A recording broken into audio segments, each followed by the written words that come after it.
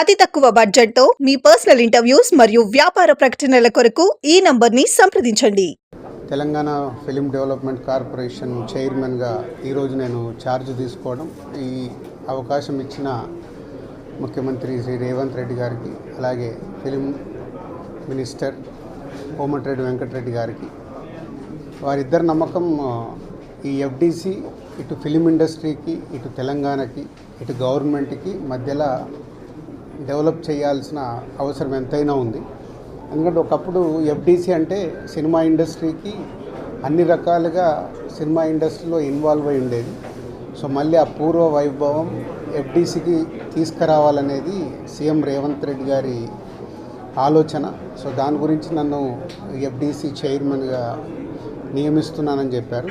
So 100% CM Revanth Reddy గారి విజన్కి ఈ film ఇండస్ట్రీని గవర్నమెంట్ మధ్యలో తెలంగాణలో ఫిలిం ఇండస్ట్రీని ఇంకా గ్రోత్ చేయాలి. అలాగే తెలంగాణ ఇంతకుముందు తెలంగాణ తెలుగు సినిమాలకి, అలాగే ఇప్పుడు స్టేట్స్ సపరేట్ అయిన తర్వాత తెలంగాణలో తీసే సినిమాలకి ఎంకరేజ్ చేస్తూ ఈ సంస్కృతి, తెలంగాణ సంస్కృతిలో సినిమాలు వచ్చేలాగా ప్రయత్నం చేస్తూ తెలంగాణలో ఫిలిం ఇండస్ట్రీని గ్రో చేయాలి. అలాగే తెలుగు ఫిలిం ఇండస్ట్రీ ఇప్పుడు హైదరాబాదులో, మద్రాసు నుంచి హైదరాబాద్ వచ్చినప్పటి నుంచి ఎంతో తెలుగు ఫిలిం ఇండస్ట్రీ గ్రో అయింది. ఆ గ్రోత్ ఇంకా పెరిగేలాగా ఇండియన్ ఫిలిం ఇండస్ట్రీని కూడా హైదరాబాద్లో ఎన్నో షూటింగ్లు జరుగుతున్నాయి ఆల్ లాంగ్వేజెస్లో, అది ఇంకా గ్రోత్ అయ్యేలాగా ఈ ఫిలిం ఇండస్ట్రీకి హైదరాబాద్ బేస్డ్గా ఇండియన్ ఫిలిమ్స్ గ్రో అయ్యేలాగా చేయాలి. ఇలాంటి ఎన్నో ఆలోచనలతో సీఎం రేవంత్ రెడ్డి గారు ఈ ఎఫ్డిసి చైర్మన్గా నన్ను నియమించారు.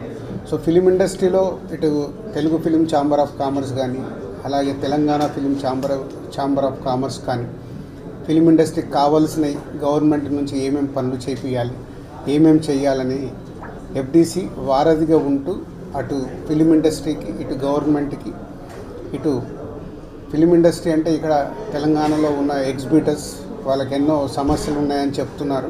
సో గవర్నమెంట్తో మాట్లాడేవి సాల్వ్ చేయాలి. అలాగే ప్రొడ్యూసర్స్ ఎప్పుడు హైదరాబాద్లో షూటింగ్ జరుగుతున్నప్పుడు మాకు సింగిల్ విండో షూటింగ్లు జరిగేలాగా ఇమ్మీడియట్లీ పర్మిషన్స్ వచ్చేలాగా ఎప్పుడు మాకు ఛాంబర్లో డిస్కషన్ జరుగుతాయి. ఇవి ఆల్రెడీ వాళ్ళు అడిగిన ఈ పాయింట్స్ అన్నీ ఇమ్మీడియట్గా గవర్నమెంట్ దృష్టికి తీసుకెళ్ళి అన్నిటినీ స్మూత్ చేసి అందరికీ ఈ ఎఫ్డిసి అటు ఫిలిం ఇండస్ట్రీకి, ఇటు గవర్నమెంట్ మధ్యలో తెలంగాణలో గ్రో చేయడానికి ప్రయత్నం చేస్తాం.